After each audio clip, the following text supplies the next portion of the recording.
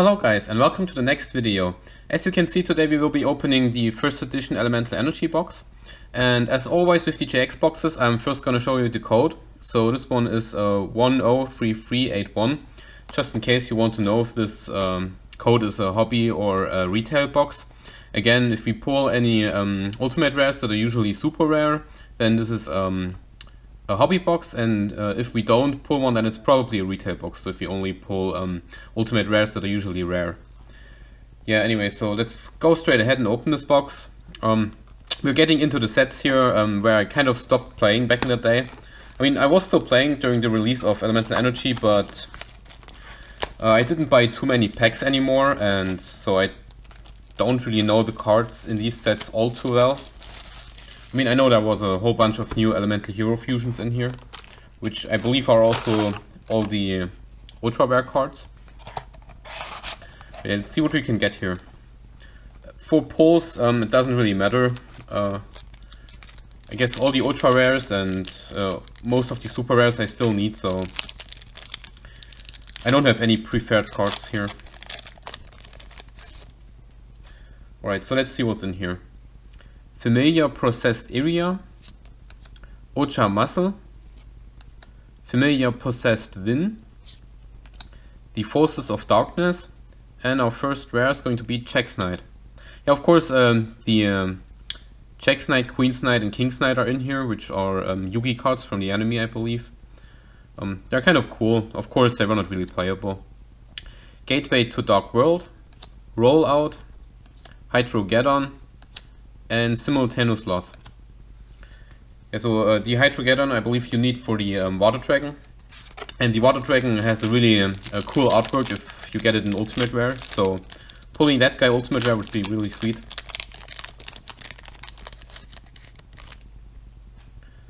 Let's see, Reborn Zombie.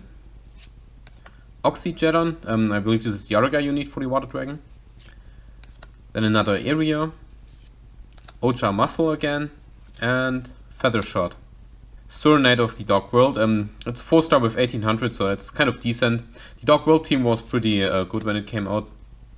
Boss Rush, Familiar Possessed Ossa, and the League of the Uniform Nomenclature. Yeah, like Dark World was one of the first archetypes that you could play, because their effects were pretty strong. You would discard them and then you can like destroy cards on the field or special summon them, or even draw cards, so you got some pretty big advantages for discarding them.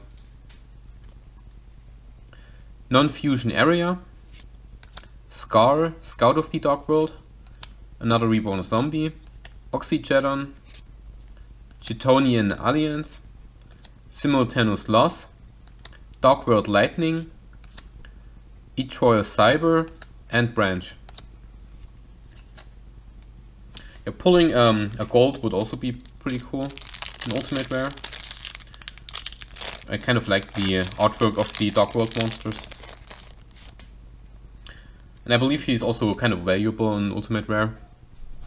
Bonding H2O, so this is the card you have to activate to summon the Water Dragon. You tribute 2 Hydrogeddon and 1 Oxygeddon, which makes sense since it's water, right? Another win, Non-Fusion Area, Scar, Scout of the Dark World, Rapid Fire Magician, Simultaneous Loss, Chitonian Polymer, Blade Skater, and Beige Vanguard of the Dark World. The Chitonian cards, I think they released like 3 or 4 of those in this set and then never again. So they kind of started the archetype and never created any more cards for it. I don't know if in newer packs there are any, but back in the day there were none. The Forces of Darkness, Ultra Muscle, Bonding H2O, Win. Then we have a Bron, King of the Dark World, Featherwind, the League of the Uniform Nomenclature, V Tigerjet, and Familiar Possessed Hita.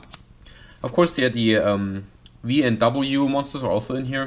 I kind of was a fan of those.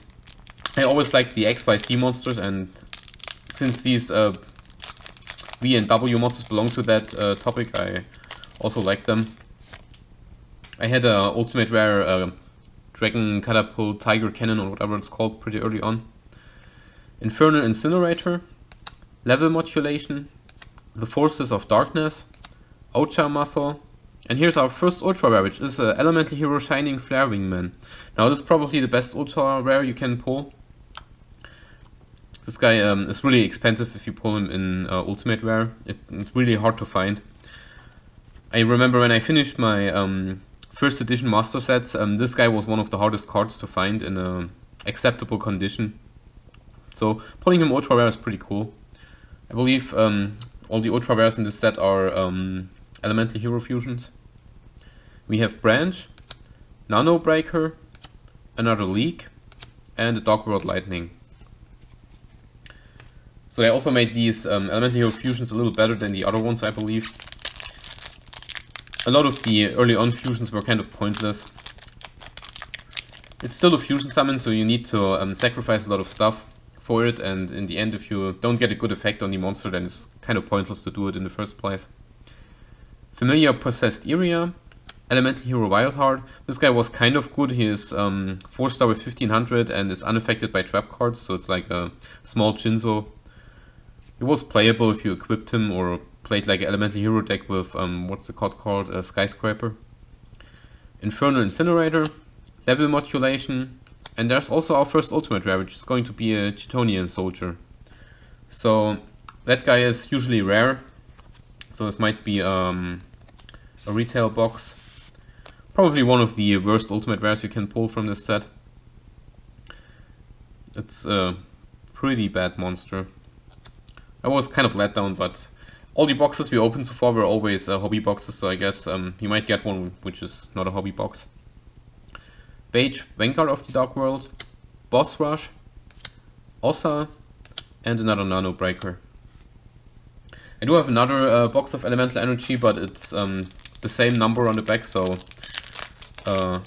didn't really matter which one I opened. And if this is a retail box, then the other box is a retail box as well.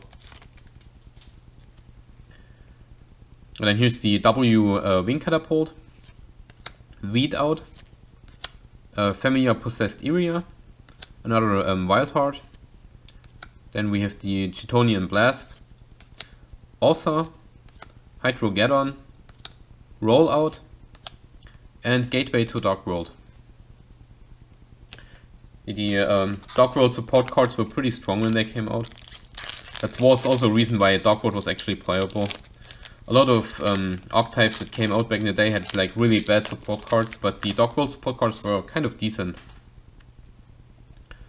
Dark Deal. I think this is one of the decent cards. If your opponent activates a spell card, you can pay 1000 life points, and the effect of the spell card becomes your opponent has to discard one card. So first of all, you negate the spell card for 1000 life points, and then you get to discard one card, which probably will be a Dark World monster, which triggers more effects. So that's a pretty good card here.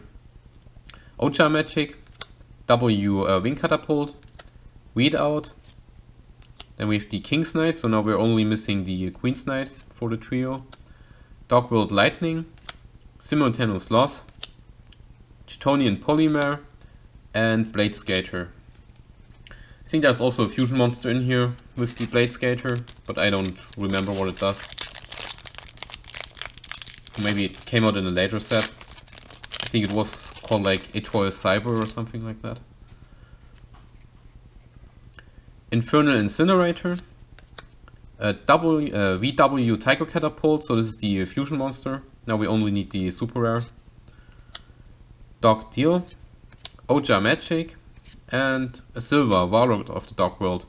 It's also a pretty good card. I think if he gets discarded, you can select 2 cards of your opponent's hand and return them to the bottom of their deck, so that's really decent. Another Blade Skater, Beige, the Tiger Jet, and the Featherwind. Of course, the Dark World monsters always had 2 different effects. One effect that gets activated if you discard it, and one that's getting additionally activated if your opponent discards it. So I think the silver, if it gets discarded by your effect, you can special summon it, and if it's an opponent's effect, then you can special summon it and discard the 2 cards. We have another Win, Ocha Muscle, another Incinerator, Another Tiger Catapult, and oh, that's the fusion, so that's pretty cool.